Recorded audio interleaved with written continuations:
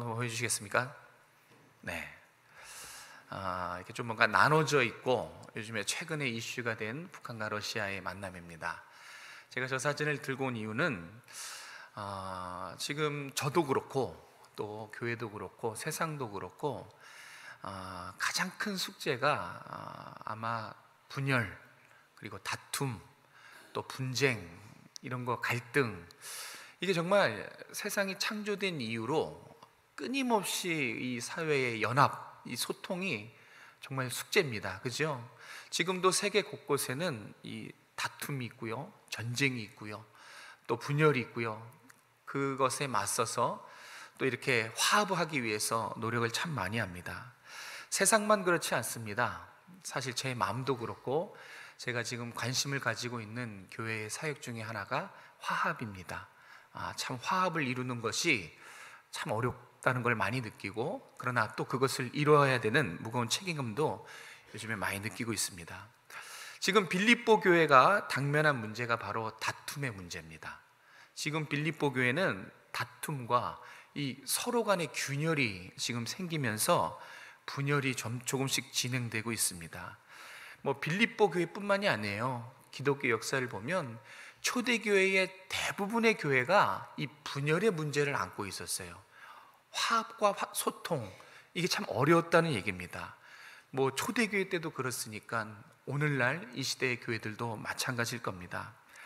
역사 이래로 이 분열, 또 다툼, 갈등 앞에서 세상은 세상의 방식대로 화합과 이런 것을 연합을 위해 노력했고요, 또 교회는 교회 방식대로 화합을 위해서 노력했어요. 제가 일부러 두 가지 세상과 교회를 대비했는데 각각의 방식이 다르기 때문에 그렇습니다.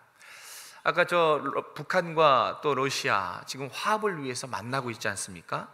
양국 정상이 4년 얼마 만에 만났다고 해요. 요즘 계속 신문을 보면 저게 일면에 나와요. 항상 제일 중요하다는 거죠. 세상의 관심을, 어떻게 두 나라가 친하지도 않은데 이렇게 화합을 하나, 무슨 얘기하나, 세상의 관심이 거기에 있습니다. 저 두 나라의 모습은 세상의 화합의 방식을 잘 보여주고 있어요. 저게 세상의 화합의 방식이에요. 북한과 러시아뿐만 아니라 우리나라도 일본과 미국과 함께 이 세상의 방식은 저와 같은 방식이에요. 철저히 주고받고, 가는 게 있으면 오는 게 있는, 영어로 기브 앤 테이크 방식입니다. 이렇게 조건부 화합, 일시적인 연합이 세상의 방식이에요. 그러니까 이익이 있을 때는 하나가 되고, 뭔가 나한테 필요가 저쪽에 있으면 그걸 필요를 통해서 연합이 되고, 필요와 이익에 따라서 손을 잡는 방식입니다. 그러면 계산이 끝나면 어떻게 됩니까? 헤어져요. 맞아요.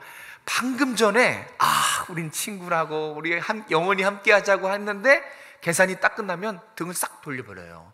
언제 그랬는 듯이 다시 전투태세를 하는 것이 세상의 방식입니다. 아마 저 두 나라도 마찬가지일 겁니다. 세상은 이렇게 이익과 필요, 자기중심적으로 손을 잡았다가 또 등을 돌렸다가, 그런 방식을 계속 하고 있어요. 고수하고 있습니다. 그러면 사실 오늘 배워야 될 게, 교회의 방식은 뭔가, 그렇지 않아요? 교회도 화합하고 연합을 이루어야 되는데, 그럼 교회의 방식은 뭔가? 근데 중요한 거 한 가지부터 말씀드리자면, 교회도 방식이 있어요. 그런데 중요한 것은 교회의 방식은 세상과 같으면 안 된다는 거예요. 그러니까 이익과 필요가 우리의 화합의 동기가 돼서는 안 되는 거예요. 그러니까 교회에서도 조심해야 돼요. 이익과 필요가 우리를 하나 되게 만들 수도 없고, 그 방법을 선택해서도 안 되고, 우리가 성도 간에 또 이렇게 목장 간에 이렇게 화합을 할 때 뭔가 자기중심적에서 이익과 필요를 위해서 하나가 된다면 그건 정확히 세상의 방식을 지금 사용하고 있는 거예요. 근데 그러면 안 됩니다. 교회는 교회의 방식이 있어요.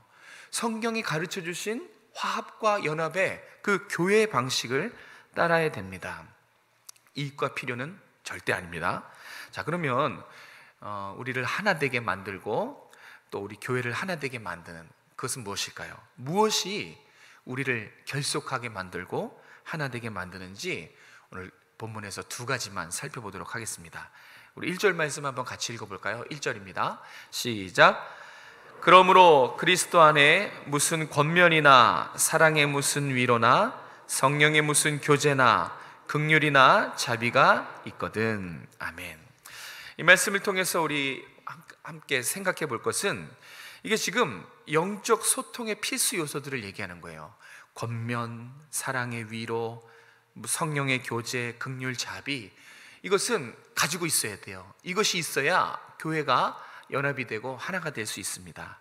좀 길긴 한데, 첫 번째 우리가 생각해야 될 것은 영적인 필수 요소가 있고 이런 것들을 갖춰야지 하나가 될 수 있어요. 그리고 제가 뒤에 빼먹었는데 또 분열의 요소들을 제거해야 됩니다. 교회를 하나 되게 만드는 것은 가만히 있어서 되는 것이 아니에요. 권면해야 돼요. 사랑의 위로가 있어야 돼요. 성령의 교제가 있어야 됩니다. 동정을 느끼고 애정을 가지고 사랑을 나눠야지, 이런 요소들을 가지고 계속해서 친밀해져야지만 교회가 뭉치고 하나가 될 수 있어요.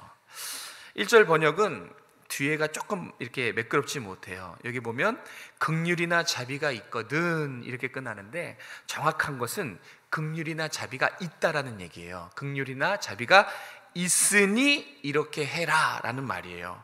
그러니까 지금 빌립보 교회에는 권면이 있는 거예요. 자비가 있고요, 위로가 있고, 긍휼이 있고, 뜨거운 기도가 있다는 얘기예요. 이게 없지 않아요. 그래서 이런 요소들을 잘 갖추고 있는 훌륭한 교회가 빌립보 교회였어요. 우리 교회처럼 빌립보 교회도 격려가 있었고요, 또 사랑과 위로 이런 것이 있는 훌륭한 교회입니다. 그리고 성령의 교제라는 것은 뭐냐면 이 불같은 기도가 있었다는 거예요. 그래서 참 동정과 사랑, 이런 연합할 수 있는 아주 좋은 요소들을 잘, 소통의 영적인 요소들을 고루 갖추고 있는 교회가 빌립보 교회였어요. 그러면 좀 이상해요. 이런 것들을 갖추고 있으면 연합이 있고 또 평안해야 되는데, 화평이 있어야 되는데, 아까 제가 빌립보 교회의 문제가 뭐라 그랬죠? 다툼과 분열이에요. 아니 어떻게 이게 가능할까? 어째서 소통의 요소들을 다 갖추고 서로 권면하는데, 서로 위로하고 서로 뜨겁게 기도하고 서로를 위해서, 또 긍휼과 자비가 있는데 어째서 분열과 다툼이 있었을까? 제가 한번 이것을 묵상해 보면서 빌립보 교회랑 우리 교회랑 참 많은 닮은 꼴이더라고요. 우리 교회도 참 기도가 뜨겁고 또 성도 간에 위로가 있고 구제와 헌신이 있어요. 권면도 있고 참 닮은 점이 많아요. 그래서 우리가 이 빌립보 교회를 더 살펴봐야 돼요. 왜냐하면 빌립보 교회는 우리랑 비슷한 그런 소통의 요소를 가지고 있음에도 불구하고 지금 분열이 있었거든요. 균열이 있었거든요. 어째서 다툼과 분열이 발생할 걸까? 이 3절의 힌트가 살짝 나옵니다. 우리 3절 말씀 앞부분만 한번 읽어볼게요. 3절 시작. 아무 일에든지 다툼이나 허용으로 하지 말고. 그러니까 이것을 권면했다는 것은 빌립보 교회에 다툼과 허용이 있었다는 얘기입니까? 없었다는 얘기입니까? 있었다는 거예요. 그러니까 빌립보 교회는 권면도 있고 위로도 있고 뜨거운 기도도 있고 긍휼과 자비, 불쌍히 여기는 이런 소통의 영적인 요소를 다 갖추고 있었지만, 그럼에도 불구하고 다툼과 분열이 있었던 이유는 뭐냐면 바로 이 허영이라는 분열의 요소를 가지고 있었어요. 이걸 제거했었어야 되는데, 이 분열의 요소를 제거했었어야 되는데 그걸 제거하지 못했습니다. 이 교회를 다투게 만드는, 분열을 일으키는 요소가 바로 이 허영입니다. 허영. 이 다툼과 허영은 같은 거예요. 그러니까 허영은 드러난 현상이지요. 다툼은 드러난 현상이지요. 허영은 뭐냐면 그 다툼을 일으키는 원인이에요.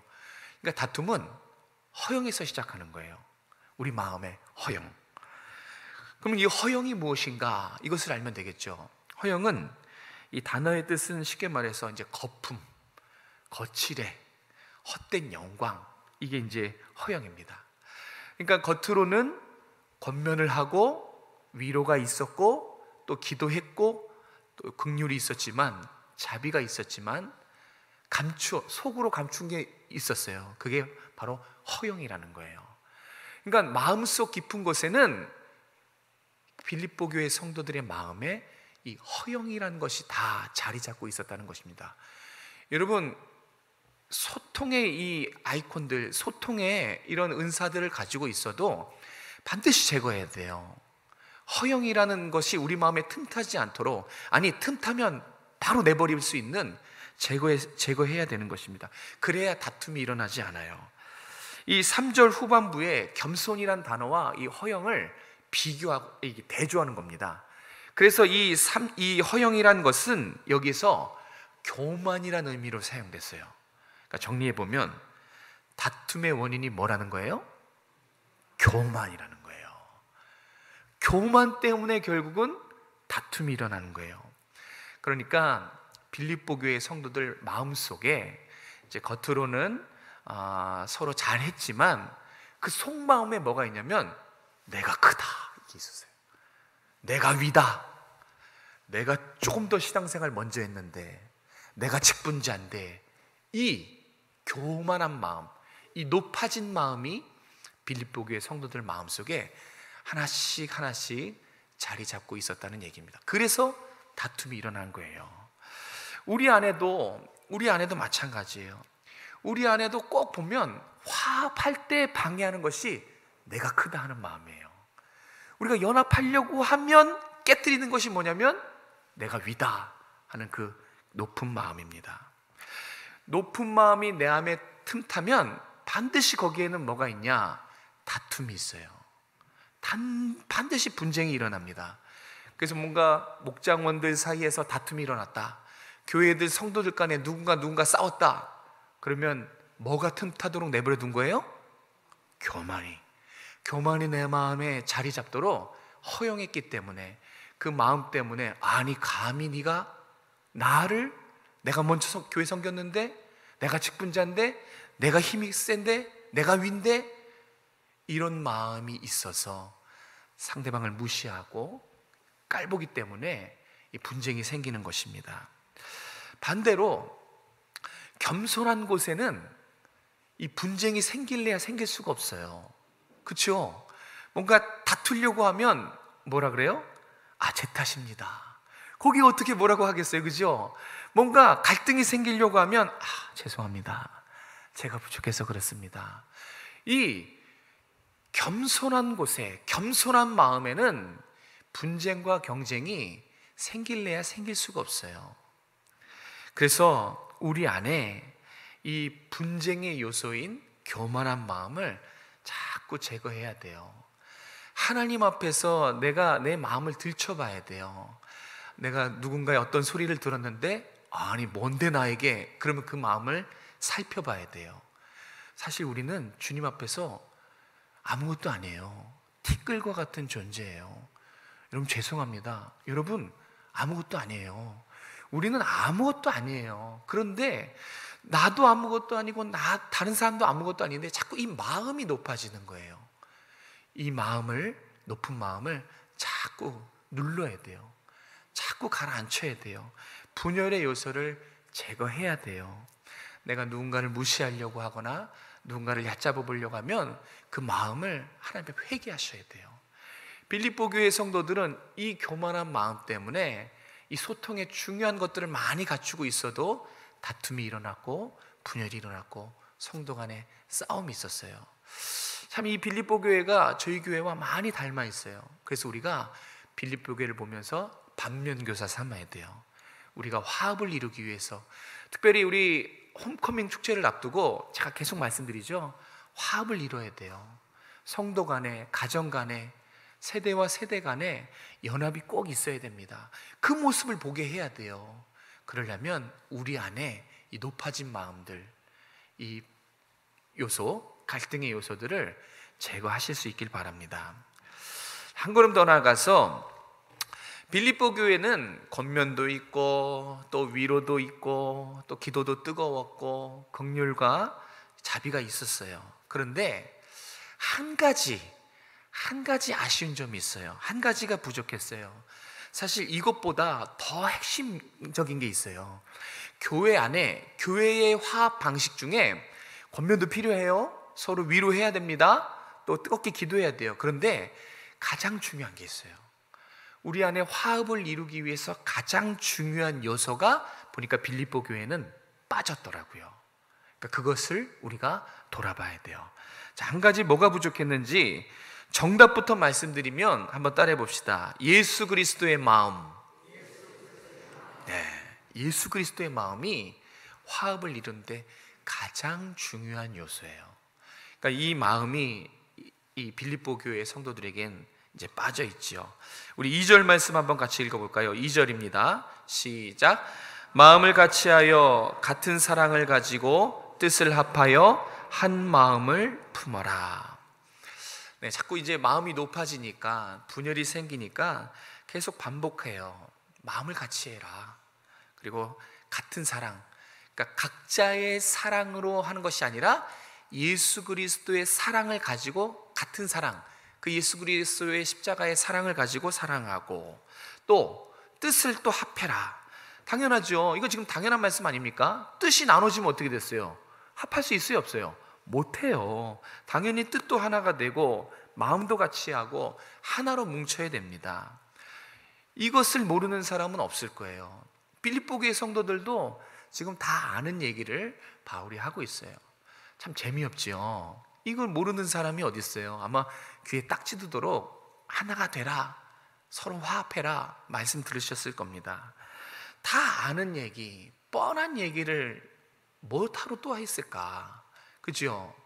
이 도덕 교과서와 같은 이 윤리적인 이 다 아는 얘기를, 재미없는 얘기를 해요. 아니, 누가 분열을 좋아해요? 여기 아무도 없어요. 그죠? 누가 하나됨을 싫어합니까? 같은 마음을 가져라, 하나가 되라, 뜻을 하나 해라. 이거는 다 아는 얘기인데 굳이 하고 있어요.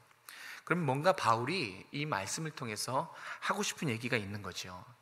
우리가 보면은 이 말을 오해하면 이렇게 생각할 수 있어요. 아, 어떤 사람은 이 방향으로 하나가 됩시다. 아, 그런가 보다.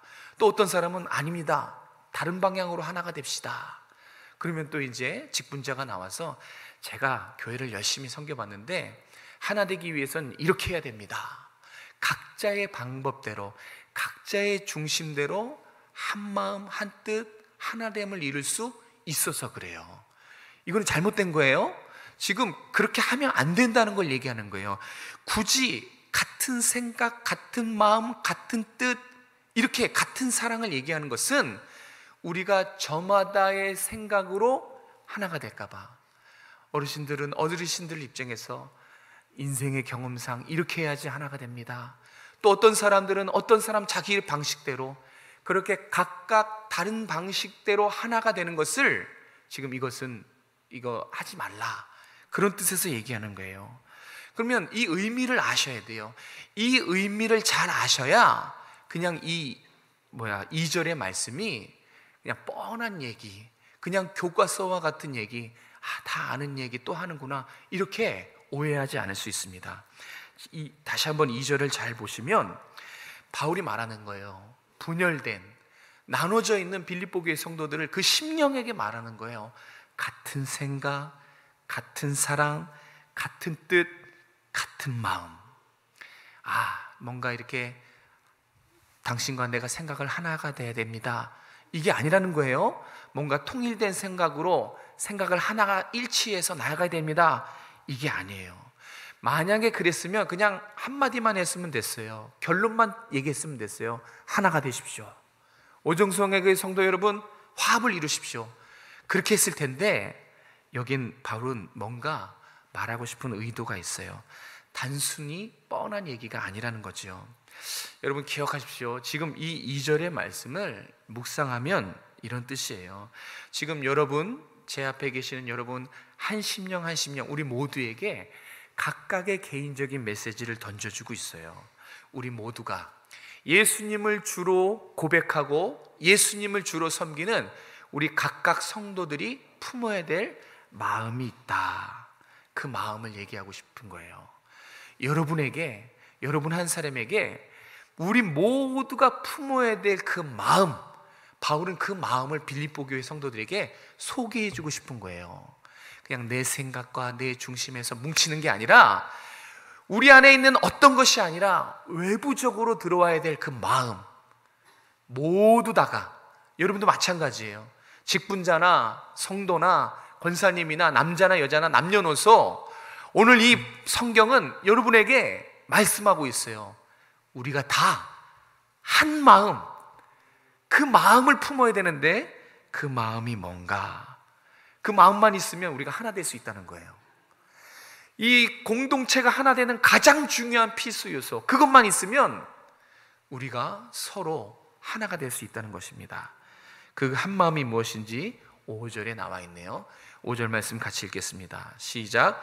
너희 안에 이 마음을 품으라. 곧 그리스도 예수의 마음이니. 아멘. 정답이 나왔네요. 그리스도 예수의 마음. 당신과 나와 생각을 하나 해야 됩니다. 우리 이 생각이 맞습니다. 세상의 방식이 아니라 같은 생각, 같은 사랑, 같은 뜻, 같은 마음을 품으라는 것은 예수님을 바라보자는 거예요. 여러분, 예수님을 바라보라고 지금 2절 말씀이 그 뜻이에요. 단순히 하나가 되십시오, 이렇게 뭔가 교과서적인 뻔한 얘기를 하는 것이 아니라, 나도 그리스도의 마음을 갖고 너도 그리스도의 마음을 갖자, 우리 모두 그리스도의 마음을 가져야 하나가 될 수 있다, 이것을 얘기하고 있는 것입니다. 여러분의 마음 속에 이 그리스도의 마음이 있는지 살피십시오. 그리고 없으면 채워 넣으셔야 돼요. 우리가 말로만 되는 것이 아니라 오늘 이 말씀, 한 마음을 품어야 되는데, 그 예수 그리스도의 마음, 그 마음을 품을 때야 비로소 교회는 교회 방식으로 연합을 이루고 화목할 수 있고 하나가 될 수 있다는 것입니다. 그러니까 이 2절의 구체적인 의미, 예수님을 바라보라는 이 영적인 메시지를 놓치면 이건 그냥 뻔한 이야기입니다. 또 아는 얘기를 그냥 힘들게 어렵게 얘기하나 보다, 그리고 끝나는 거예요. 그냥 교훈 삼고 끝나는 것입니다. 절대 그게 아닙니다. 바울이 심각하게 분열을 이루고 있는 빌립보 교회에게 교훈적인 뻔한 얘기를 했을까요? 천만의 말씀, 이 영적인 메시지를 주고 싶은 거예요. 각자 다 딴 데를 보고 있으니까 예수님을 바라봐야 돼서 예수님을 바라보고 하나가 돼야 되는데, 다 저마다 자기 생각으로 각각 다른 곳을 바라보고 있으니까 제발 그게 아니다. 세상의 방식은 더더욱 아니고 예수를 바라봐라. 그리고 너도 예수님의 마음을 갖고, 나도 예수님의 마음을 갖고, 목회자도 예수님의 마음을 갖고, 성도들도 예수님의 마음을 갖고, 그 마음으로 하나 되어야 그 균열을 메울 수 있다는 거예요. 성도와 성도들 가운데 반목, 그 골 깊은 것은 예수 그리스도의 마음으로만 메울 수 있다는 것을 가르쳐주고 있습니다. 마지막으로, 그럼 그 마음이 뭐냐? 예수 그리스도의 그 마음, 구체적으로 이 예수 그리스도의 마음은 어떤 마음인가? 우리 6절에서 8절 말씀을 통해서 확인해 보겠습니다. 6절에서 8절입니다. 시작. 그는 근본 하나님의 본체시나 하나님과 동등됨을 취할 것으로 여기지 아니하시고 오히려 자기를 비워 종의 형체를 가지사 사람들과 같이 되셨고 사람의 모양으로 나타나사 자기를 비추시고 죽기까지 복종하셨으니 곧 십자가에 죽으심이라. 아멘. 이게 예수 그리스도의 마음이에요.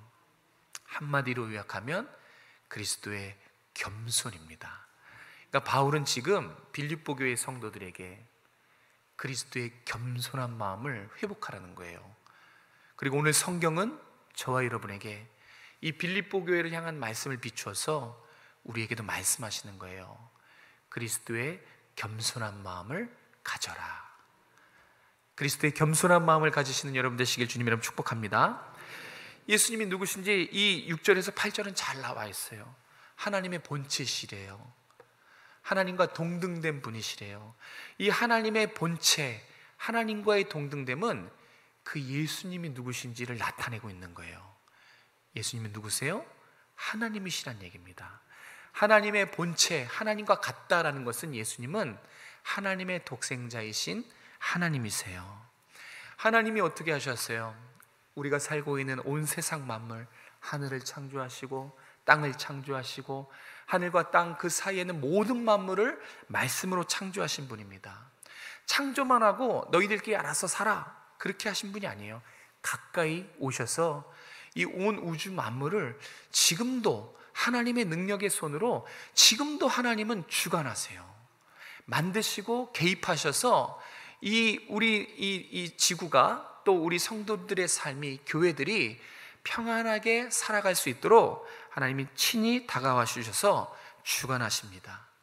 그렇게 만물을 창조하시고 지금도 살아서 주관하시는 분이 예수 그리스도라는 얘기를 하고 있어요. 그런데 이 예수님께서 지금 영광과 존귀, 하늘 보좌를 다 내려놓으셨대요. 오늘 본문 말씀이 그 얘기를 하는 거예요. 그 좋은 하늘 보좌를 포기하고 영광도 포기하고 하나님의 존귀 다 포기하셨대요. 그리고 자기를 싹 다 비우시고 낮아졌는데 어디까지 낮아지셨냐? 종의 위치까지 낮아지셨다라고 말씀해요. 그러니까 이 말씀은 조물주가, 창조주가 피조물이 되신 거예요. 이렇게까지 낮아지셨어요. 그런데 그게 끝이 아니랍니다. 또 있어요. 종의 형상, 피조물까지 사람이 되신 것까지 낮아지셨는데 예수 그리스도의 생애를 보십시오.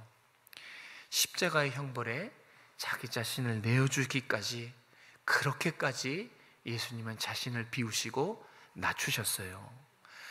하나님이 사람이 된 거, 여러분 이게 상상이 안 되지요. 천사가 사람이 된 거, 사람이 미물이 된 거, 이거와 비교할 수 없는 거예요. 사람이 미물이 된 것은 피조물에서 피조물이 된 거거든요. 그런데 하나님이 사람이 된 것은 조물주가 피조물이 된, 이건 비교할 수 없어요. 그렇게까지 낮아지셨어요. 그리고 하나님은 영원히 죽지 않으셔도 되고 죽지 않으시는 분인데 죽음을 선택하셨어요. 모든 수치와 멸시와 죽지 않으셔도 되는 분이 죽음을 선택하셨습니다. 다 비우신 거예요. 다 포기하신 거예요. 완전히 낮아지신 거예요. 이게 성경이 말씀하시는 그리스도의 겸손입니다. 이렇게까지 낮아지셨어요. 우리가 품어야 될 겸손한 마음이 바로 이 말씀입니다. 그러니까 6절과 7절, 8절 말씀은 우리에게 요구하는 거예요. 자신을 비워라. 종의 위치까지 낮아져라. 너 자신을 위해서가 아니라 다른 사람을 위해서 희생하고 자신을 포기해라. 이게 그리스도의 겸손이라는 거예요. 사도 바울은 지금 빌립보 교회에게 비우고 낮추고 포기하는 그리스도를 보여주고 그와 같이 살아라, 그 마음을 품어라 라고 가르쳐 줍니다. 우리도 동일해요. 그리스도의 제자인, 그리스도의 자녀인 우리도 이렇게 이 마음을 품어야 되는 것입니다. 여러분 어떻게 자신 있으십니까? 비우실 수 있으세요?